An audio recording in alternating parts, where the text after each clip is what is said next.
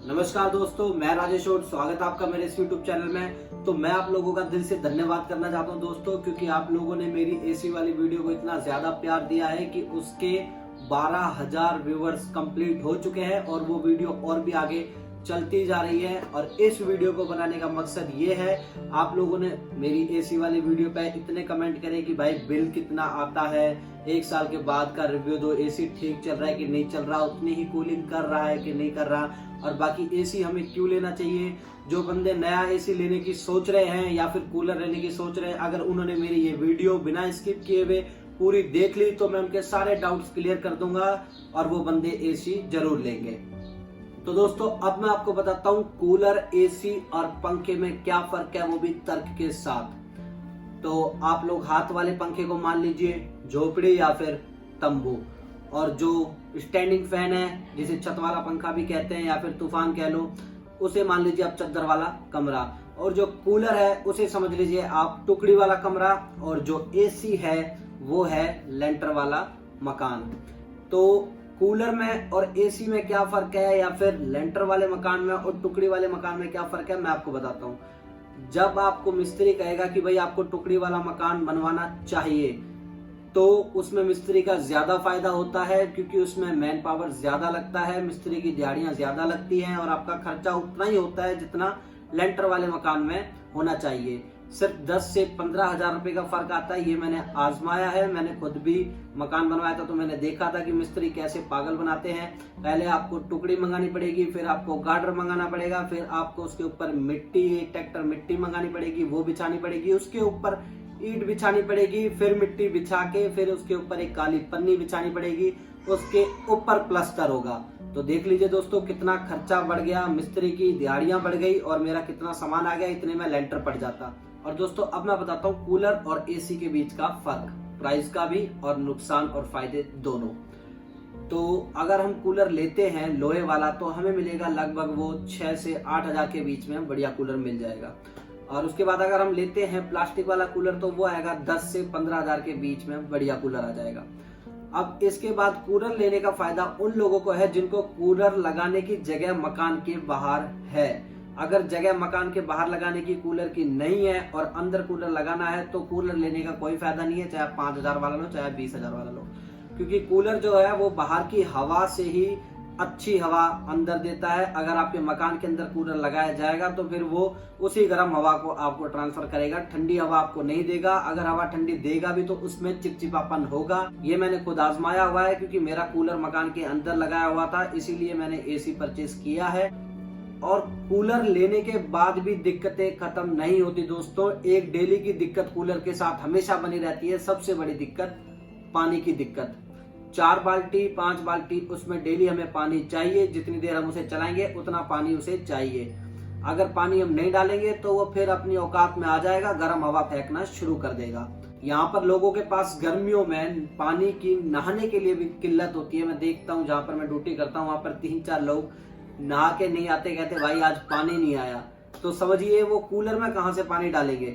इससे बढ़िया तो भाई पंखा ही लगवा लो या तो फिर सीधा एसी लगवा लो, एसी में पानी डालने का झंझट है ही नहीं।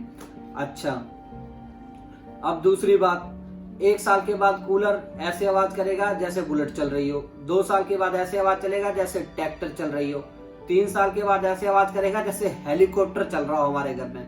आपको सुन के मजाक सा लग रहा होगा, लेकिन दोस्तों वीडियो पे बने रहिए, मैं आपको दिखाऊंगा हेलीकॉप्टर मेरे घर पे पड़ा हुआ है और वो कैसे आवाज करता है, आप सुन लेना। हर साल इसमें खर्चा आता है, मोटर बदलिए, पंखुड़ी बदलिए और इसमें पेंट करिए, इसका स्टैंड भी 1,000 रुपए का आता है। खर्चा इसमें उतना ही बैठ जाता है जितना आपका एसी में खर्चा लगना है। बस हमारे माइंड की सोच है कि कूलर में खर्चा बचेगा और एसी में बिल ज्यादा आएगा। भाई बिल ज्यादा क्यों आएगा? कूलर के साथ कई लोग छत पंखा चलाते हैं, तो डबल चीजें चल रही है कि नहीं चल रही है। एटलीस्ट मेरे को तो हवा नहीं आती थी कूलर में ठंडी, क्योंकि मेरा मकान के अंदर कूलर रखा हुआ होता था, तो मैं तीसरा स्टैंडिंग फैन भी चलाता था। तो मेरा बिल सोचिए कितना बच गया, अब मैंने एसी लगवा ली है। इतना ज्यादा बिल नहीं आता, एक हवा बना रखा है कि भाई बिल बहुत ज्यादा आता है। अच्छा, जिनके घर में कूलर अंदर की साइड लगा होता है वो क्या करते हैं, एडजस्ट फैन भी लगवाते हैं। तो प्लस में कूलर, फिर एडजस्ट फैन, फिर छत वाला पंखा, इतनी सारी चीजें चल रही हैं तो बिल तो एसी से भी ज्यादा आ रहा है। एसी में क्या चलता है, सिर्फ एसी चलता है। बस एक हवा बना रखा है कि भाई बिल ज्यादा आता है, बिल ज्यादा आता है। कुछ ज्यादा फर्क नहीं आता, 100 या 200 रुपए का फर्क आता है बिल में। इतने की तो कई लोग सिगरेट फूंक देते हैं महीने में। तो कहां से बिल ज्यादा हो गया भाई? आराम से सोने के लिए अगर आप लोग 200 रुपए एक्स्ट्रा पे कर रहे हो, वो भी 4-5 महीने के लिए, तो कोई बड़ी बात तो है नहीं। तो भाई अब कुछ मेरे भाई ये सोच रहे होंगे कि हमारे पास तो 8 से 10 हजार रुपए हैं एक बढ़िया सा कूलर लेने के लिए, हम तो एसी नहीं ले सकते, एसी में बिल बहुत ज्यादा आता है और एसी महंगी भी है। तो भाई मैं आपसे कहना चाहूंगा कि आप जिस फोन में मेरी ये वीडियो देख रहे हो, ये भी कम से कम 15 से 25 हजार के आसपास तो होगा, और ये आपने कैश में लिया नहीं होगा, किस्तों में लिया होगा। तो भाई आप एसी भी किस्तों में ले सकते हो, लेकिन आपके मन में तो ये बैठा हुआ कि भाई एसी लगवाएंगे तो बिल बहुत ज्यादा आएगा। फोन लेके 25 हजार का 250 रुपए का हर महीने रिचार्ज करवाओगे, लेकिन एसी में बिल ज्यादा आ जाएगा। 1000 रुपए की दारू हर महीने पी जाओगे, लेकिन एसी में बिल ज्यादा आएगा। 1500 रुपए दोस्तों में शेखी दिखाने के लिए खर्च कर दोगे, लेकिन एसी में बिल ज्यादा आएगा। यहाँ तक कि दोस्तों मैंने तो ये भी देखा है कि जो लेबर का काम करते हैं वो भी 400-500 का गुटखा बीड़ी तंबाकू फूंक देते हैं, और अगर एसी लगवाने की कहो तो कहेंगे भाई बिल ज्यादा आता है, लेंटर डलवाने की कहो तो कहेंगे भाई खर्चा ज्यादा हो जाता है। ये मन की सोच है। तो दोस्तों अब मैं आपको बताता हूँ बिल के बारे में। बिल का मैं आपको तर्क देके समझाता हूँ। अब मान लीजिए आपके पास साइकिल है, यानी कि हाथ वाला पंखा। साइकिल फ्री में चलाइए, कहीं भी जाइए कोई तेल नहीं लगेगा। हाथ वाला पंखा उठाइए, फ्री में हवा लीजिए, कोई पैसा नहीं लगेगा। इसके बाद आते हैं स्प्लेंडर में। स्प्लेंडर में कम पैसे में आप कहीं भी जा सकते हैं। ऐसे ही स्प्लेंडर को मान लीजिए तूफान पंखा या फिर छत वाला पंखा, कम पैसे में हवा ले लीजिए। ऐसे ही अपाची, FZ, पल्सर लेने वाले बंदे बुलेट लेने की सोचते हैं, पर ये सोच के नहीं लेते कि उसका हाथी का खर्चा है और बुलेट तेल बहुत ज्यादा पीती है।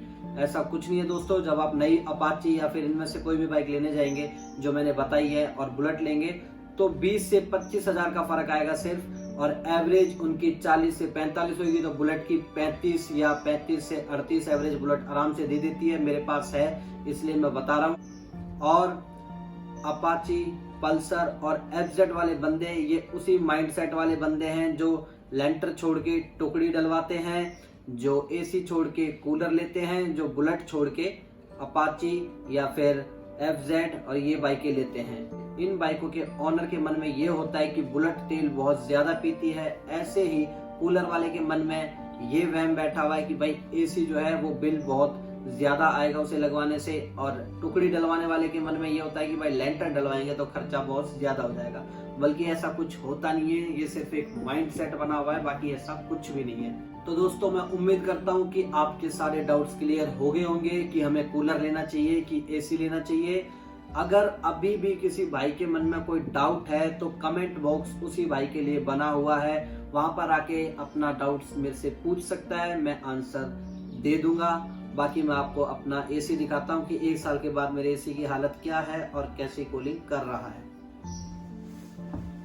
तो आप देख सकते हैं कि 1 साल के बाद मेरा एसी हल्की सी आवाज करने लगा है, और कूलिंग में कोई कमी ज्यादा तो आई नहीं है। जैसे मान लीजिए पहले ये 100% कूलिंग दे रहा था, तो अभी 95% दे रहा है।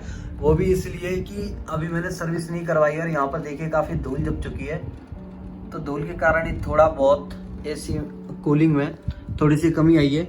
लेकिन अभी भी इतनी कूलिंग कर देता है ये कि मतलब रात को मुझे कंबल लेके सोना पड़ता है। अभी मैं इसके सामने 5 मिनट खड़ा हो जाऊंगा तो मुझे पूरा चिल्ड कर देगा। और अभी भी मैंने इसको 25 टेम्परेचर पे सेट किया हुआ है, इसमें भी मुझे ठंड लग रही है। तो अभी जब 16-17 में करूंगा तो क्या हाल होने वाला है वो आप सोच सकते हैं। और मैंने अपना एसी डोर के ऑपोजिट साइड में इसलिए लगवाया है क्योंकि जो हवा होती है एसी की वो बिल्कुल यहाँ पर बहुत बढ़िया कूलिंग करती है। अगर मैं इसको डोर के ऊपर लगवा देता तो जैसे ही दरवाजा खुलता है और बंद होता है तो जितनी भी ये कूलिंग करके रखता है वो सारी एकदम से बाहर चली जाती है, और फिर इसको ठंडा करने को कमरे में टाइम लगता है।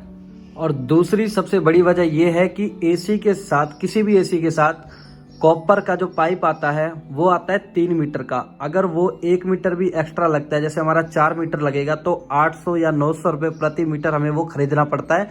और जो एसी का कंप्रेसर है वो मैंने इसी के ऊपर बाहर की साइड यहीं पर सेट करवा दिया है। तो 3 मीटर में ही मेरा काम हो गया। अगर मैं इसको एसी को दरवाजे के ऊपर लगाता तो सबसे पहली बात मुझे लेंटर में छेद करना पड़ता, उसके बाद जितनी लंबी वो वायर होती 3-4 मीटर तो उतना ही मेरा खर्चा बढ़ जाता।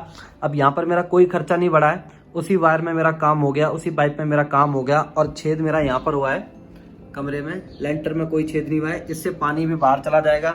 और अगर मैं गेट के पास लगाता तो मेरे को वहां पर पानी निकालने के लिए एक बाल्टी रखनी पड़ती, और वो बाल्टी जब फुल होती फिर उसे बाहर गिर के, वही कूलर वाला झंझट।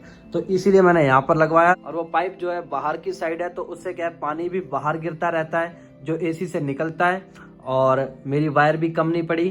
तो एक तीर से कई शिकार। और ये है स्टेबलाइजर यानी कि वोल्टेज, और ये मुझे पड़ा था 2000 के आसपास। तो ये मैंने इसलिए लगवाया ताकि अगर शॉर्ट सर्किट होता है तो एसी में कोई भी दिक्कत ना हो, ये दिक्कत झेल ले सारी अपने ऊपर। और इसको बचाने के लिए भी मैंने ये लगवा रखी है एमसील। अब ये मैंने क्यों लगवाई, क्योंकि भाई ये तो है 32,500 का, इसे तो कोई दिक्कत होनी नहीं चाहिए। और ये है 2000 का, अब इसे कोई दिक्कत आएगी तो ये संभाल लेगा, क्योंकि ये है 200 रुपये का। तो सबसे पहली दिक्कत ये झेलेगा, उसके बाद भी कोई दिक्कत है ये झेलेगा, और इसको कोई दिक्कत आनी ही नहीं चाहिए, इसलिए इतना खर्चा करा है ताकि ये सेफ रहे। ये है वो कॉपर का पाइप जो मैं बता रहा था कि 3 मीटर ही आता है, और ये वहां से आ रहा है, मेरा 3 मीटर में ही काम हो गया, नहीं तो मुझे एक्स्ट्रा पे करना पड़ता। और ये पानी का पाइप जो मैं बता रहा था, अगर गेट के पास में एसी लगवाता तो मेरे को इस पाइप के नीचे एक बाल्टी रखनी पड़ती, नहीं तो पानी वहीं इकट्ठा होता रहता। लेकिन यहाँ पर इकट्ठा नहीं हो रहा है, वो पानी आप देख सकते हैं पूरा पानी बाहर जा रहा है और कोई झंझट नहीं है। और कुछ भाइयों ने पूछा था जिस पे ये कंप्रेसर टिका हुआ, ये स्टैंड क्या एसी के साथ मिलता है? तो मैं बताना चाहूँगा भाई, ये एसी के साथ नहीं मिलता, ये अलग से 300 से 500 रुपये के बीच में आता है, हमें खरीदना पड़ता है। और अगर मैं अपने गेट के पास एसी लगवाता तो कंप्रेसर मेरा यहाँ से पाइप निकलता, यहाँ पर लेंटर में छेद भी हो सकता था, और यहाँ पर मेरा कंप्रेसर सेट होता कहीं आसपास, और 2 से 3 मीटर मेरी कॉपर की पाइप एक्स्ट्रा लगती, तो मेरे 2 से 3 हज़ार रुपये भी एक्स्ट्रा लगते जो मेरे बच चुके हैं वहाँ पर एसी सेट करवाने से। तो जब भी एसी लगवाएं ये सब चीज़ें नोट जरूर करें कि हमारा कहाँ पर फ़ायदा हो रहा है और कहाँ पर नहीं। तो दोस्तों ये सामने हमारा 3 साल पुराना हेलीकॉप्टर रखा हुआ है। अब मैं इसको आपको चला के दिखाऊंगा। मेरे पापा जी अंदर सो रहे हैं, तो आइए मैं आपको चला के दिखाता हूँ।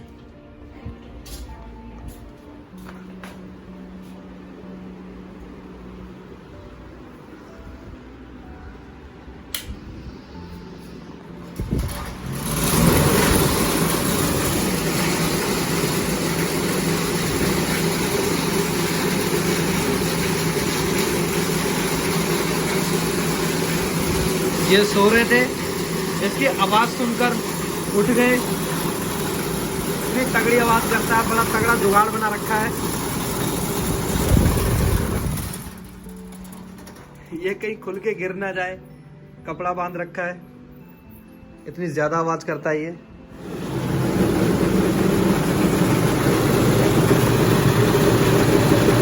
तो ये मेरे भाई का कूलर है, 2 साल पुराना। इसके अंदर पंखुड़ी भी नहीं है और इसकी मोटर भी ख़राब हो चुकी है। अब इनके साथ दिक्कत क्या है कि ये हमें सिर्फ गर्मियों में ही याद आते हैं और सर्दियों में हम इन्हें भूल जाते हैं। अगर हम इनका ध्यान ना रखें तो इनकी हालत ऐसी हो जाती है 1 साल के अंदर। और एसी में हमें किसी भी चीज़ का ध्यान नहीं रखना पड़ता, बस जहाँ पर एक बार ये लग गई वहाँ पर हल्की सी धूल जमती है सर्दियों में, फिर गर्मियों में बटन दबाओ और एसी चालू। और मेरे कमरे में जो कूलर लगाया था वो इस खिड़की के पास लगाया था मैंने, तो यहाँ पर आप देख सकते हैं कि कहीं पर भी हवा आने की जगह है नहीं। तो यहाँ पर मैं कितना भी बढ़िया और कितना भी महंगा कूलर लगा लूँ तो वो अंदर चिपचिपा पानी देगा, ना कि ठंडी हवा देगा। कूलर लगाने की सबसे सही जगह है मकान के बाहर की साइड। जैसे ये लगा हुआ है, ये बिल्कुल सही लगा हुआ है, और जैसे ये लगा हुआ है, ये तो कुछ हद तक ठंडा करेंगे भी, लेकिन जहाँ पर मेरा कूलर लगा हुआ था वहाँ पर वो किसी भी हालत में ठंडा कर ही नहीं सकता। अभी हमारी गली में टैंकर आया था और लोगों ने यहाँ पर पानी के ड्राम भर के रखे हैं। अब ये भरे हुए ड्राम इतनी मेहनत से इस कूलर में 5 बाल्टी हम लोग डालेंगे, और 5 बाल्टी डालने के बाद ये 5-6 घंटे चलेगा, और उसके बाद ये गर्म हवा देनी शुरू कर देगा जब पानी खत्म हो जाएगा। तो इतना पानी बंदे कहाँ से लाएं। तो दोस्तों आज के लिए इतना ही। अगर आपको वीडियो पसंद आई हो तो लाइक शेयर कमेंट जरूर करें, और अगर आप चैनल पर नए हैं तो चैनल को सब्सक्राइब करके जरूर जाएं। मैं मिलता हूं आपसे अगली वीडियो में।